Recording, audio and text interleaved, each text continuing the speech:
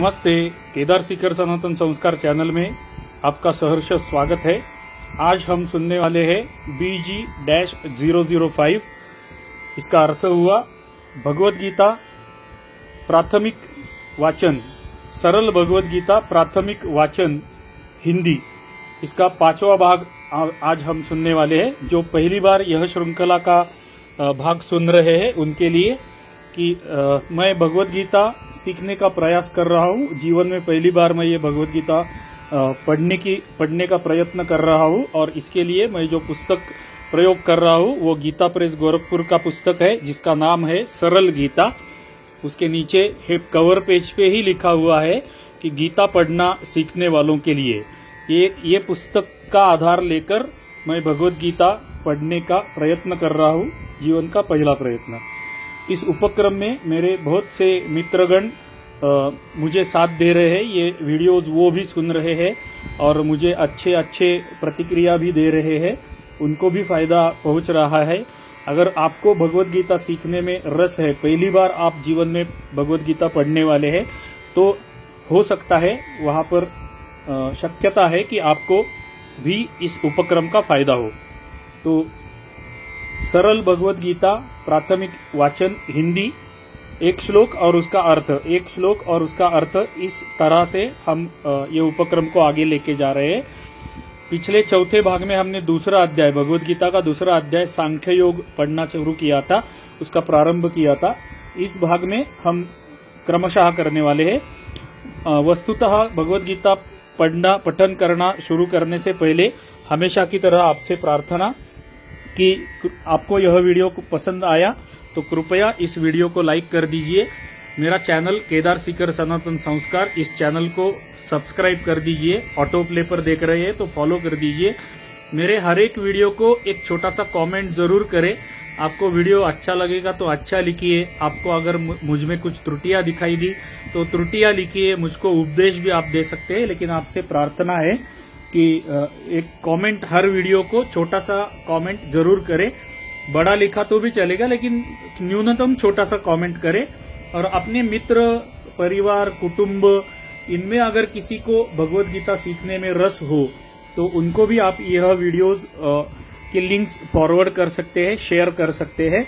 मेरे चैनल पर जाने के बाद प्लेलिस्ट सेक्शन में जाएंगे तो मैं भगवत गीता के 3 उपक्रम कर रहा हूँ। एक ये उपक्रम प्राथमिक भगवत गीता वाचन, ये हिंदी उपक्रम है। दूसरा हमारा एक उपक्रम है जो मैं मराठी में कर रहा हूँ, श्रीमद् भगवत गीता मराठी भाष्य का वाचन हम कर रहे हैं।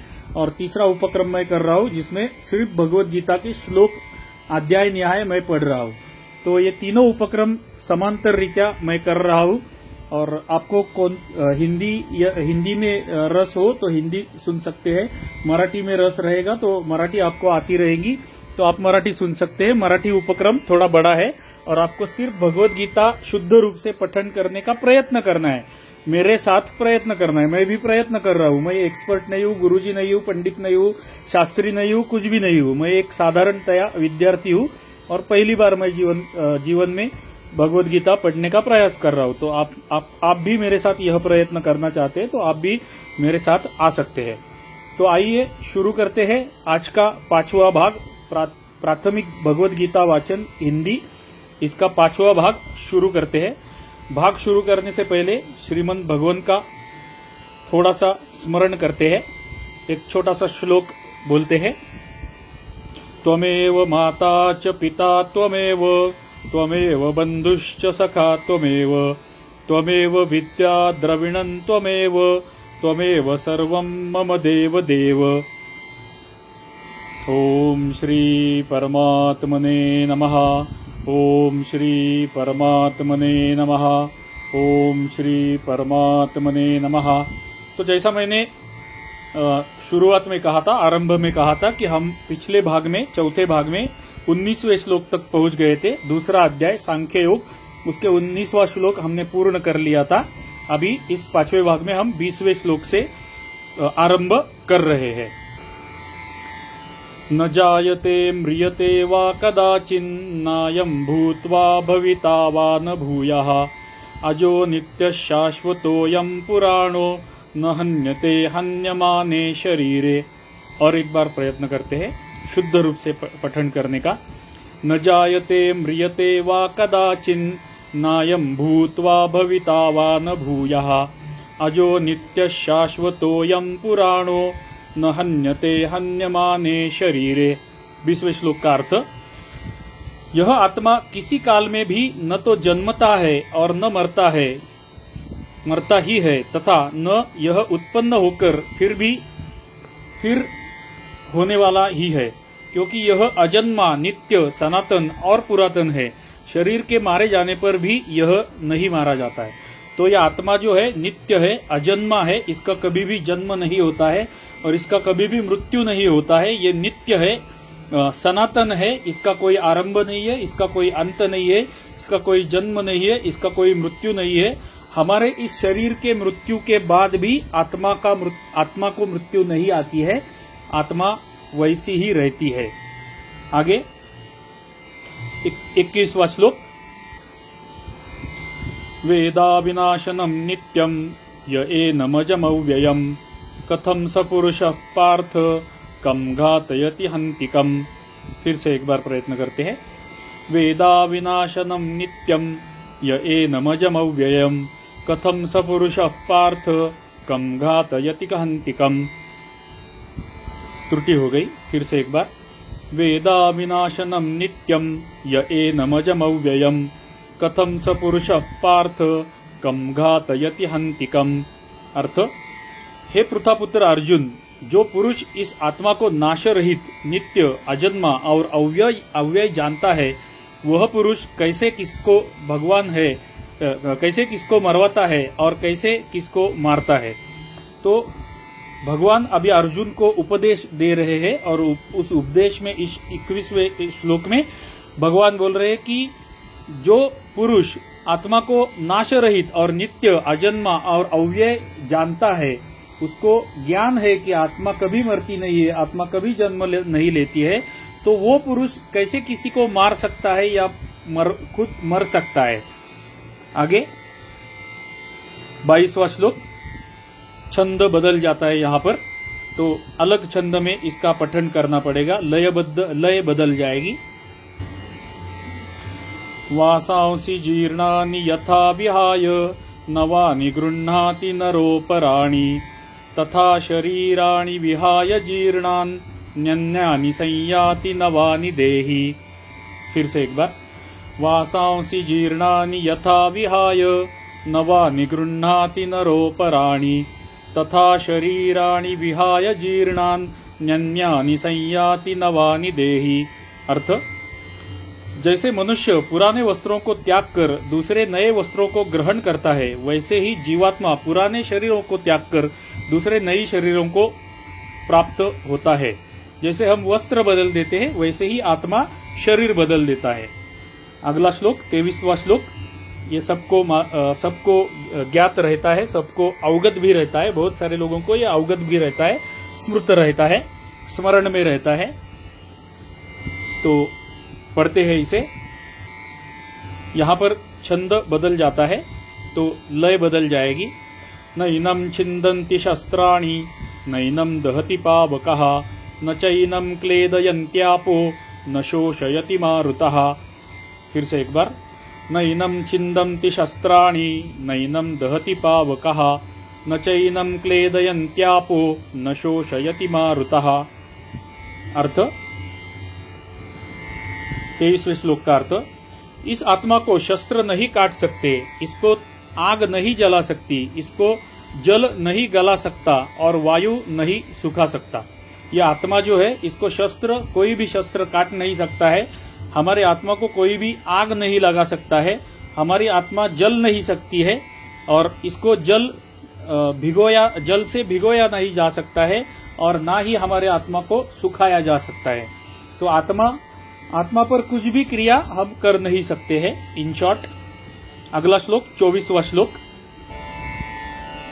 अच्छेद्योयमदाह्योय मक्लेद्योशोष्य एव च नित्यः सर्वगतस्थाणु रचलोऽयं सनातनः। फिर से एक बार।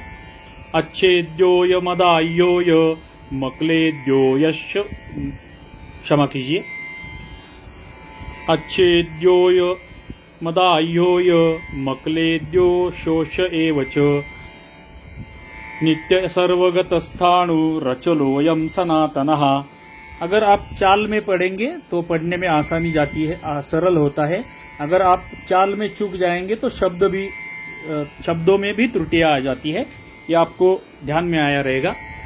फिर से एक बार पठन करते हैं। अच्छेद्योय मदाह्योय मक्लेद्यो शोष एव च, नित्य सर्वगतस्थाणु रचलोयम सनातनः। थोड़ी सी गति में पढ़ने का प्रयत्न करते हैं। क्षमा कीजिए, अच्छेद्योय मदाह्योय मक्लेद्यो शोष एव च, नित्य सर्वगतस्थाणु रचलोयम सनातनः। अच्छेद्योय मदाह्योय मक्लेद्यो शोष एव च, नित्य सर्वगतस्थाणु रचलोयम सनातनः। और एक बार प्रयत्न करते हैं। अच्छेद्योय मदाह्योय मक्लेद्यो शोष एव च, नित्य सर्वगतस्थाणु रचलोयम सनातनः। मक्लेद्यो किया तो बराबर आता है वो, मक्लेद्यो शोष एव च, अच्छेद्योय मदाह्योय मक्लेद्यो शोष एव च, नित्य सर्वगतस्थाणु रचलोयम सनातनः। अर्थ, क्योंकि यह आत्मा अछेद्य है, यह आत्मा अदाह्य, अक्लेय और निस्संदेह अशोष्य है, तथा यह आत्मा नित्य, सर्वव्यापी, अचल, स्थिर रहने वाला और सनातन है। अभी भगवान अर्जुन को वही बात बता रहे हैं, फिर से वही बात बता रहे हैं और अलग अलग शब्दों में बता रहे हैं कि यह आत्मा अच्छेद्य है, आत्मा को अच्छेद नहीं दिया जा सकता है, दाह नहीं दिया जा सकता है, उसको मारा नहीं जा सकता है, उसको जन्मा नहीं जा सकता है, भिगोया नहीं जा सकता है। सारी बातें फिर से अर्जुन को भगवान बता रहे अलग अलग शब्दों में। तो चलिए चलते हैं अगले श्लोक की ओर।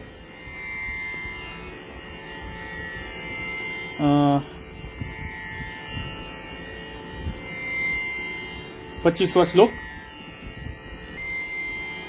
अव्यक्तोऽयमचिन्त्योऽय मविकार्योऽयमुच्यते, तस्मादेवं विदित्वैनं नानुशोचितुमर्हसि। और एक बार, अव्यक्तोऽयमचिन्त्योऽय मविकार्योऽयमुच्यते, तस्मादेवं विदित्वैनं नानुशोचितुमर्हसि। जितना आप संथ लय में पढ़ेंगे उतना मुझे तो कठिन जाता है, थोड़ा सा गति में पढ़ा तो आसान सरल जाता है, कठिन नहीं जाता है। थोड़ा सा गति में पढ़ने का प्रयत्न करते हैं। अव्यक्तोऽयमचिन्त्योऽय मविकार्योऽयमुच्यते, तस्मादेवं विदित्वैनं नानुशोचितुमर्हसि। आपको जैसे वेग में आपको जैसा अच्छा लगेगा, आपको जैसा होगा वैसे आप पढ़ सकते हैं। गति का कोई भी लिमिट नहीं है। लेकिन मैंने ज्यादातर ये देखा है कि जो YouTube में वीडियोस है, प्रोफेशनल आवाज में भगवत गीता गायन करने वाले जिनको बोलते हैं, पठन भी नहीं बोलते हैं, वो लोग गायन बोलते हैं। तो वो व्यक्ति अतिशय कम स्पीड में, कम गति में भगवत गीता का गायन करते हैं। तो उनके लिए वो तो बहुत सराव करते होंगे, इसलिए ऐसा उनको आता रहेगा। हमें थोड़ा सा, एटलीस्ट मुझे थोड़ा सा गति में पढ़ा तो सरल, कठिनाई नहीं होती है। तो हो सकता है कि हम लोग इसका रिपीटेशन करेंगे, पुनरावृत्ति करेंगे इसकी, तब उस उपक्रम में हम और अच्छी तरह से पठन कर सकेंगे और स्लो स्पीड में कर सकेंगे। फिर से एक बार 25वां श्लोक पढ़ने का प्रयत्न करता हूं। वो आया था अच्छी तरह से, लेकिन फिर से एक बार। अव्यक्तोऽयमचिन्त्योऽय मविकार्योऽयमुच्यते, तस्मादेवं विदित्वैनं नानुशोचितुमर्हसि। त्रुटि हो गई, फिर से। अव्यक्तोऽयमचिन्त्योऽय मविकार्योऽयमुच्यते, तस्मादेवं विदित्वैनं नानुशोचितुमर्हसि। और एक बार। अव्यक्तोऽयमचिन्त्योऽय मविकार्योऽयमुच्यते, तस्मादेवं विदित्वैनं नानुशोचितुमर्हसि। अर्थ, यह आत्मा अव्यक्त है, यह आत्मा अचिंत्य है और यह आत्मा विकार रहित कहा जाता है। ये अव्यक्त है, जिसको व्यक्त, ये आत्मा व्यक्त नहीं है, ये आत्मा है ऐसे हम दिखा नहीं सकते, इसलिए अव्यक्त है।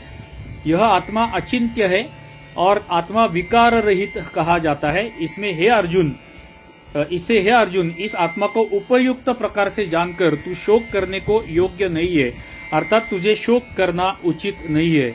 तो इस आत्मा के लिए, जो आत्मा मरती ही नहीं है, सिर्फ ये शरीर मरता है, उस आत्मा के ऊपर कुछ भी परिणाम नहीं होता है, आत्मा पर कुछ भी परिणाम नहीं होता है, तो फिर तुम शोक क्यों कर रहे हो? ये भगवान अर्जुन को बार बार बोल रहे हैं और वही अलग अलग शब्दों में बोल रहे हैं। और अभी फिर से उन्होंने बोला अर्जुन को कि शोक क्यों कर रहा है, शोक करना उचित नहीं है। ये 25वां श्लोक हो गया। अभी 26वें श्लोक में जाते हैं। 26वां श्लोक शुद्ध रूप से पठन करने का प्रयत्न करते हैं।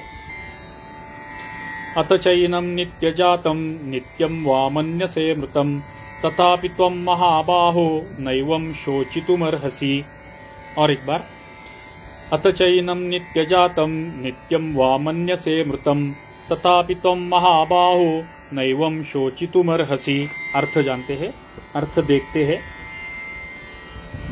मेरे बोलने में बहुत सारे उर्दू, अरबी, फारसी शब्द आ रहे हैं। मैं ज्यादा से ज्यादा प्रयत्न कर रहा हूँ उर्दू, अरबी, फारसी शब्दों को न प्रयोग करने का, लेकिन फिर भी वो शब्द आ रहे हैं, तो इसके लिए भी मैं आपका क्षमा प्रार्थी हूँ।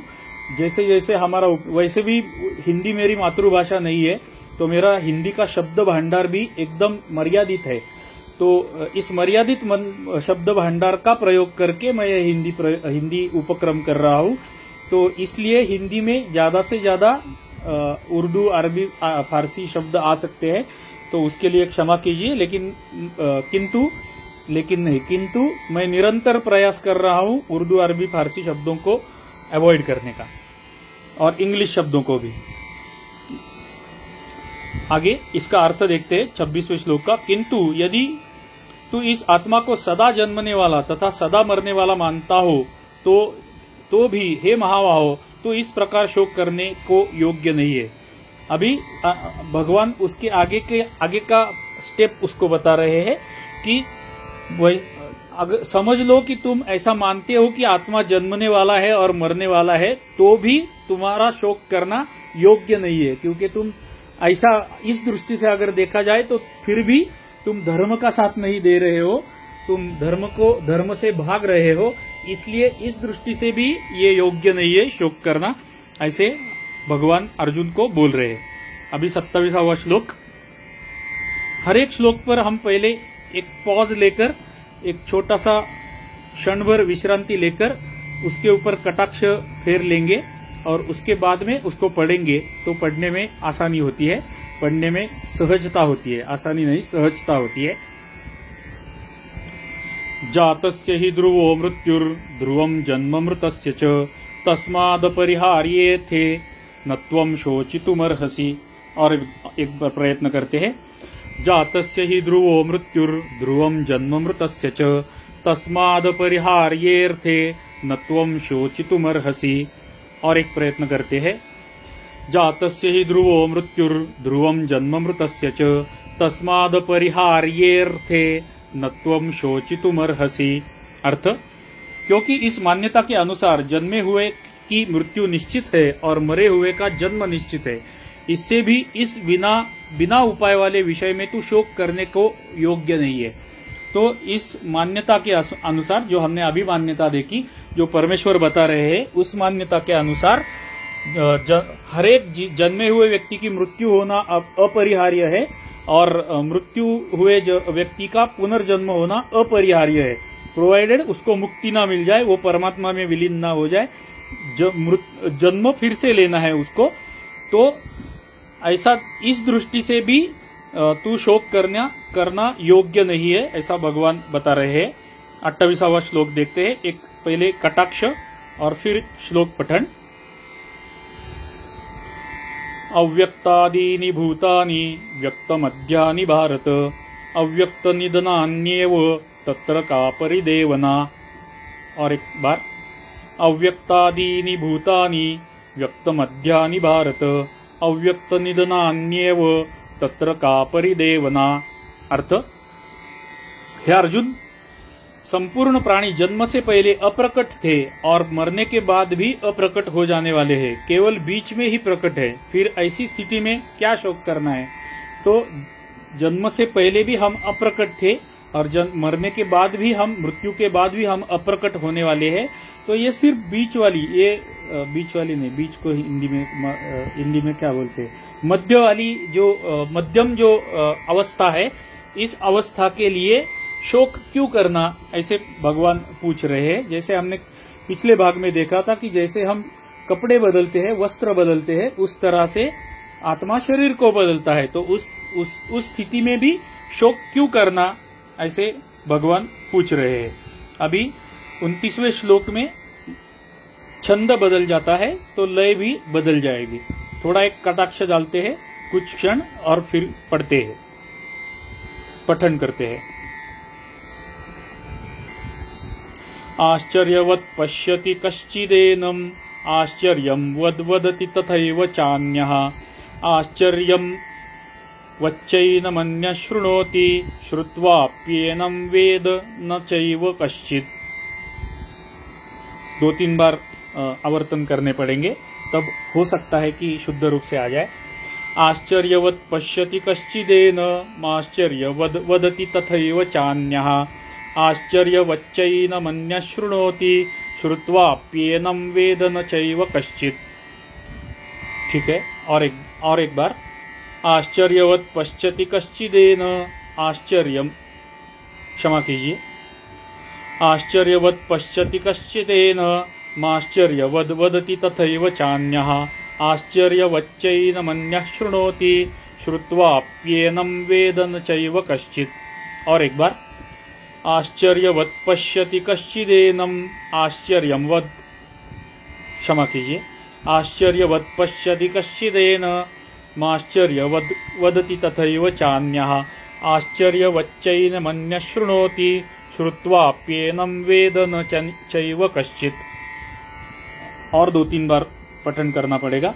आश्चर्यवत् पश्यति कश्चिदेनम् आश्चर्यवद् वदति तथैव चान्यः आश्चर्यवच्चैनमन्यः शृणोति श्रुत्वाप्येनं वेद न चैव कश्चित्। और एक बार, अंतिम बार। आश्चर्यवत् पश्यति कश्चिदेन, क्षमा कीजिए, अंतिम बार। आश्चर्यवत् पश्यति, क्षमा कीजिए फिर से। आश्चर्यवत् पश्यति कश्चिदेनम् आश्चर्यवद् वदति तथैव चान्यः आश्चर्यवच्चैनमन्यः शृणोति श्रुत्वाप्येनं वेद न चैव कश्चित्। अभी आप भी अगर मेरे साथ प्रयत्न कर रहे हैं तो आपको भी ये ध्यान में आ जाएगा कि कितना कठिन है। इसका सराव चाहिए, इसकी संख्या लेनी चाहिए किसी और से जिसको अच्छी तरह से शुद्ध रूप से गीता पठन करना आता है।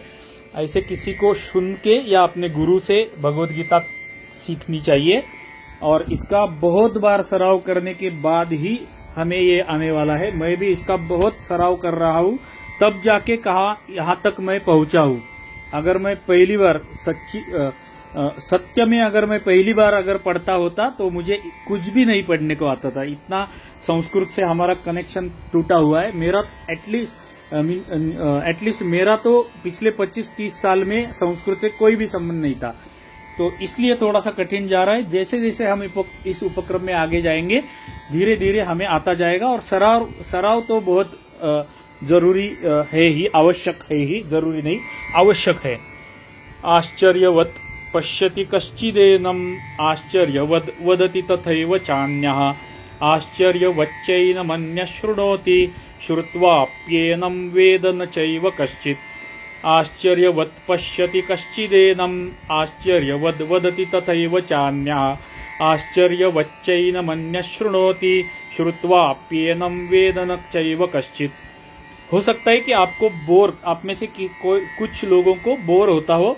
अगर आपको ये स्पीड बहुत कम लग रहा है तो आप YouTube में स्पीड बढ़ाकर वीडियो सुनने का भी प्रोविजन होता है। वो आप YouTube से वीडियो का स्पीड बढ़ाकर भी सुन सकते हैं ताकि आपका ज्यादा समय व्यस्त ना हो, खर्च ना हो और आपको ये गति में सुन सकते हैं। ये फीचर यूट्यूब में अवेलेबल है।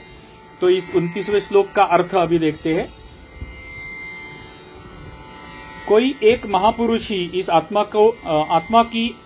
को आश्चर्य की भांति देखता है और वैसे ही दूसरा कोई महापुरुष हो इसके तत्व का आश्चर्य की भांति का वर्णन करता है, भांति का वर्णन करता है तथा दूसरा कोई अधिकारी पुरुष ही इसे आश्चर्य की भांति सुनता है और कोई कोई तो सुनकर भी इसे नहीं जानता है।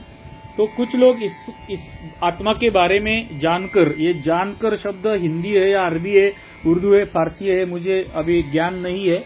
मैं आज अभी सर्च कर लूंगा गूगल पे संस्कृत, अरबी, हिंदी, उर्दू, फारसी सब भाषाओं में अनुवाद होता है।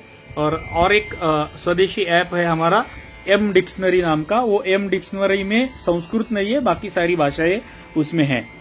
तो 29वां श्लोक हमारा हो गया है। अभी 30वें श्लोक में छंद बदल जाता है तो लय बदलने वाली है। देहि नित्यमवध्योऽयं देहे सर्वस्य भारत तस्मात् सर्वाणि भूतानि न त्वं शोचितुमर्हसि। देहि नित्यमवध्योऽयं देहे सर्वस्य भारत तस्मात् सर्वाणि भूतानि न त्वं शोचितुमर्हसि। देहि नित्यम् अवध्योऽयं देहे सर्वस्य भारत तस्मात् सर्वाणि भूतानि न त्वं शोचितुमर्हसि। मैं थोड़ा सा अलग अलग पद्धति से आपको पढ़कर सुना रहा हूं। आप भी इस तरह से आपको जो अच्छी लगी वो आप स्वीकार कर सकते हैं। देहि नित्यम् अवध्योऽयं देहे सर्वस्य भारत तस्मात् सर्वाणि भूतानि न त्वं शोचितुमर्हसि। अर्थ 30वें श्लोक का, हे अर्जुन, यह आत्मा सबके शरीरों में सदा ही अवध्य है, इस कारण संपूर्ण प्राणियों के लिए तू शोक करने योग्य नहीं है। 31वां श्लोक, 31वें श्लोक पे एक कटाक्ष। स्वधर्ममपि चावेक्ष न विकम्पितुमर्हसि। धर्माद्युद्धाच्छ्रेयोऽन्यत् क्षत्रियस्य न विद्यते। स्वधर्म अपि चावेक्ष न विकम्पितुमर्हसि। धर्माद्धि युद्धाच्च श्रेयोन्यत् क्षत्रियस्य न विद्यते। अभी गति में धीरे धीरे गति बढ़ाकर प्रयत्न करते हैं। स्वधर्ममपि चावेक्ष न विकम्पितुमर्हसि। न विकम्पितुमर्हसि न विकम्पितुमर्हसि न विकम्पितुमर्हसि न विकम्पितुमर्हसि। धर्माद्युद्धाच्च श्रेयोन्यत् क्षत्रियस्य न विद्यते। स्वधर्ममपि चावेक्ष न विकम्पितुमर्हसि। धर्माद्युद्धाच्च श्रेयोन्यत् क्षत्रियस्य न विद्यते। स्वधर्ममपि चावेक्ष न विकम्पितुमर्हसि। धर्माद्युद्धाच्च श्रेयोन्यत् क्षत्रियस्य न विद्यते। और एक दो बार प्रयत्न करते हैं। स्वधर्ममपि चावेक्ष न विकम्पितुमर्हसि। धर्माद्युद्धाच्च श्रेयोन्यत् क्षत्रियस्य न विद्यते। हमारा टुकड़ा करना या लय नहीं आ रहा है, इसलिए त्रुटियां हो रही है। अगर ये लय में बैठ जाएगा तो सरल जाएगा। स्वधर्ममपि चावेक्ष न विकम्पितुमर्हसि। धर्माद्युद्धाच्च श्रेयोन्यत् क्षत्रियस्य न विद्यते।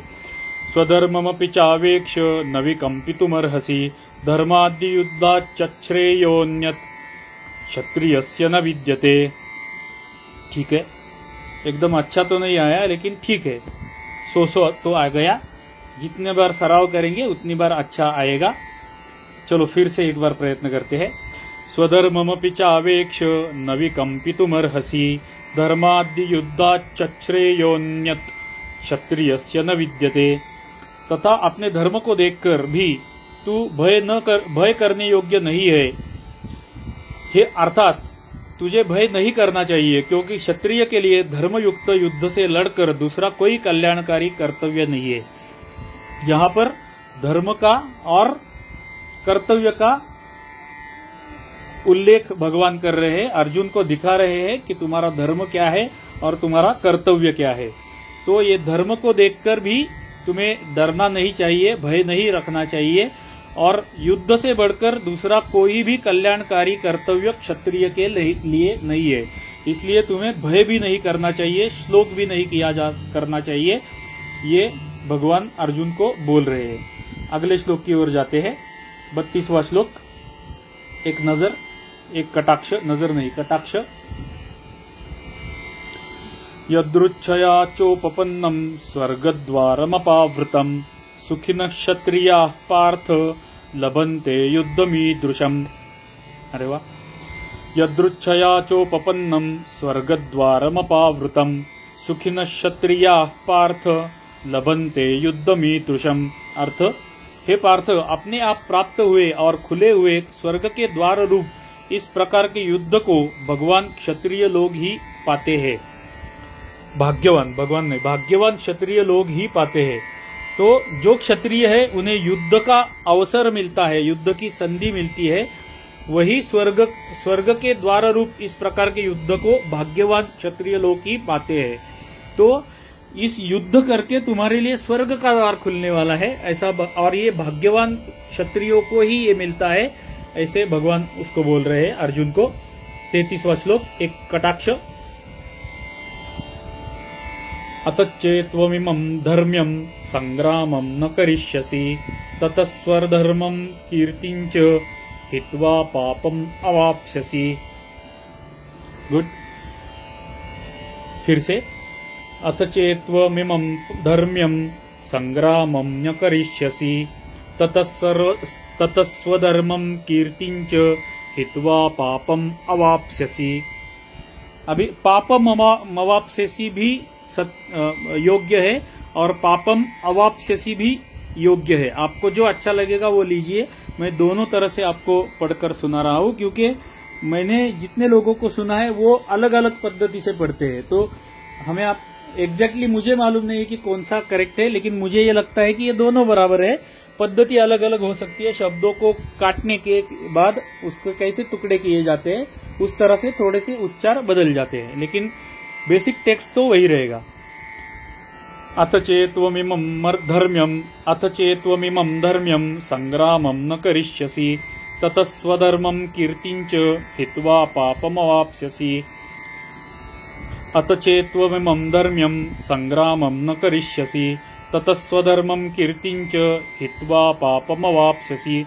अर्थ, किंतु यदि तू इस धर्मयुक्त युद्ध को नहीं करेगा तो स्वधर्म और कीर्ति को खोकर पाप को प्राप्त होगा। तो इस धर्म युद्ध को अगर तुमने त्याग दिया, धर्म युद्ध अगर तुमने नहीं किया तो तुम्हें पाप लगेगा, ऐसे भगवान अर्जुन को बोल रहे हैं। यहाँ पर अगले श्लोक में छंद बदल जाता है तो लय भी बदल जाएगी। वही छंद है, तोड़ तोड़ के हमें दिया है, इसलिए मुझे ऐसा लगा। अकीर्ति चापि भूतानि कथयिष्यन्ति ते व्ययाम संभावितस्य चाकीर्तिर्मरणादतिरिच्यते। और एक प्रयत्न। अकीर्ति चापि भूतानि कथयिष्यन्ति ते व्ययाम संभावितस्य चाकीर्तिर्मरणादतिरिच्यते। और एक प्रयत्न। अकीर्ति चापि भूतानि कथयिष्यन्ति ते व्ययाम संभावितस्य चाकीर्तिर्मरणादतिरिच्यते। 34वें श्लोक का अर्थ। तथा सब लोग तेरी बहुत काल तक रहने वाली अपकीर्ति का भी कथन करेंगे, और माननीय पुरुष के लिए अपकीर्ति मरण से भी बढ़कर है। तुम्हारी अपकीर्ति भी होगी अगर तुम इस युद्ध से भाग जाओगे। 35वां श्लोक। एक कटाक्ष। भयादरणादुपरतं मत्स्यन्ते त्वां महारथः येषां च त्वं बहुमतो भूत्वा यास्यसि लाघवम्। भयादरणादुपरतं मत्स्यन्ते त्वां महारथाः येषां च त्वं बहुमतो भूत्वा यास्यसि लाघवम्। भयादरणादुपरतं मत्स्यन्ते त्वां महारथः मत्स्यन्ते त्वां महारथः मत्स्यन्ते त्वां महारथः मौस्यन्ते त्वां महारथाः। महारथः नहीं है, महारथाः है। भयाद्रणादुपरतं मौस्यन्ते त्वां महारथाः। येषां च त्वं बहुमतो भूत्वा यास्यसि लाघवम्। भयाद्रणादुपरतं मौस्यन्ते त्वां महारथाः। येषां च त्वं बहुमतो भूत्वा यास्यसि लाघवम्। अर्थ 35वें श्लोक का अर्थ, और जिनको दृष्टि में तू पहले बहुत सम्मानित होकर अब लघुता को प्राप्त होगा, वे महारथी लोग तुझे भय के कारण युद्ध से हटा हुआ मानेंगे। अगर तुम डर गए, अगर तुम्हें भय लगने लगेगा, तो वो जो महारथी लोग आज तुम्हें आदर से देखते हैं, सम्मान से देखते हैं, वैसे वो तुम्हें सम्मान से नहीं देखेंगे और तुम युद्ध से भाग गए ऐसा वो लोग समझ लेंगे। 36वां श्लोक। अवाच्य वादांश्च बहुन् वदन् अवाच्य बहुन् वदिष्यन्ति तवाहिताः। निन्दन्तंस्तव सामर्थ्यं ततो दुःखतरं न किम्। देखिए, अगर एक कटाक्ष नहीं डाला और सीधे पढ़ने का प्रयत्न किया तो ऐसा होता है। इसका मैंने बहुत बार सराव किया है, फिर भी ऐसा होता है। तो सोचिए, अगर पहली बार देखा रहेगा और पहली बार पढ़ेंगे तो मेरा हाल कैसा हुआ होगा। तो एक बार कटाक्ष डालते हैं और फिर पढ़ने का प्रयत्न करते हैं। अवाच्य वादांश च बहुन् वदिष्यन्ति तवाहिताः। निन्दन्तस्तव सामर्थ्यं ततो दुःखतरं नु किम्।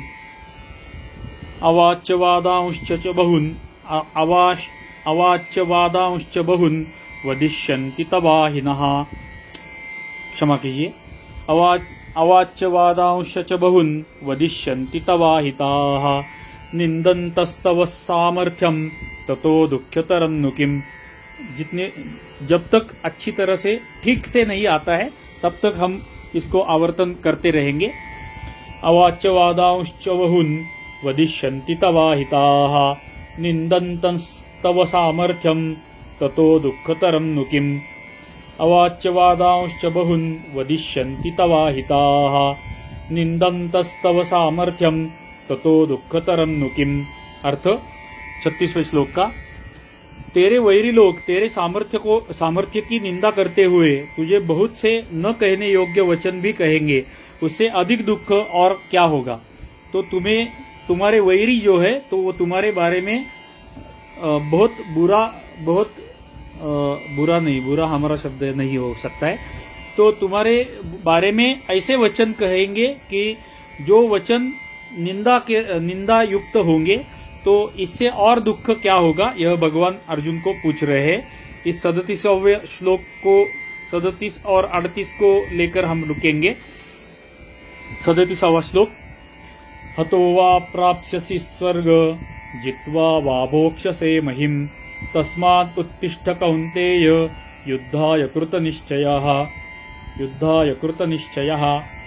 हतो वा प्राप्स्यसि स्वर्गं जित्वा वा भोक्ष्यसे महिम्। तस्मात् उत्तिष्ठ कौन्तेय युद्धाय कृतनिश्चय। हतो वा प्राप्स्यसि स्वर्गं जित्वा वा भोक्ष्यसे महिम्। तस्मात् उत्तिष्ठ कौन्तेय युद्धाय कृतनिश्चयः। अंतिम बार। हतो वा प्राप्स्यसि स्वर्गं जित्वा वा भोक्ष्यसे महीम्। तस्मात् उत्तिष्ठ कौन्तेय युद्धाय कृतनिश्चयः। अर्थ, या तो तू युद्ध में मारा जाकर स्वर्ग को प्राप्त होगा अथवा संग्राम में जीतकर पृथ्वी का राज्य भोगेगा। इस कारण हे अर्जुन, तू युद्ध के लिए निश्चय करके खड़ा हो जा। तुम अगर इस युद्ध में अगर तुम्हें मृत्यु आता है तो तुम्हें स्वर्ग प्राप्त होगा, और अगर तुम जीत जाते हो तो तुम्हें पृथ्वी का राज्य मिलेगा। तो इसके लिए तुम युद्ध के लिए खड़े हो जाओ, ऐसे अर्जुन को भगवान बोल रहे हैं। 38वां श्लोक। पहले कटाक्ष। सुख दुखे समे कृत्वा लाभालाभौ जया जयौ ततो युद्धाय युज्यस्व नैवं पापमवाप्स्यसि। सुख दुखे समे कृत्वा लाभालाभौ जया जयौ ततो युद्धाय युज्यस्व नैवं पापमवाप्स्यसि। सुख दुःखे समे कृत्वा लाभालाभौ जया जयौ ततो युद्धाय युज्यस्व नैवं पापम अवाप्स्यसि। अर्थ 38वें श्लोक का, जय पराजय लाभ हानि और सुख दुख को समान मानकर उसके बाद युद्ध के लिए तैयार हो जा। इस प्रकार युद्ध करने से तू पाप को नहीं प्राप्त होगा। तो सुख दुख पराजय जय हानि लाभ सुख दुख इन सबको समान समझकर युद्ध के लिए खड़े हो जाओ, और इस युद्ध के लिए तुम खड़े हो जाओगे तो तुम्हें पाप नहीं लगेगा, ऐसे भगवान ने बोला। तो 38वां श्लोक यहाँ पर समाप्त होता है, और हमारा वीडियो रिकॉर्डिंग चालू करके भी हमारा समय हो गया है। तो इस भाग में यहीं पर हम इतिश्री करते हैं। हमारी नित्य प्रार्थना आपको कि यह वीडियो आपको अच्छा लगा हो तो कृपया वीडियो को लाइक कर दीजिए। आपको वीडियो अच्छा लगा हो तो एक छोटा सा कमेंट कर दीजिए। अगर मेरी त्रुटियां आपको दिखानी है तो वो त्रुटियां भी आप कमेंट में लिख दीजिए। आपको मुझे कुछ उपदेश देना है, मेरी प्रशंसा करनी है, कुछ भी करना है तो आप प्लीज एक कमेंट लिख दीजिए। मेरे चैनल को सब्सक्राइब कर दीजिए, नोटिफिकेशन की घंटी को ऑन कर दीजिए, और जल्दी ही मिलेंगे ऐसे ही नहीं अगले भाग में। तब तक के लिए सभी को जय श्री हरि, जय श्री हरि, जय श्री हरि। धन्यवाद।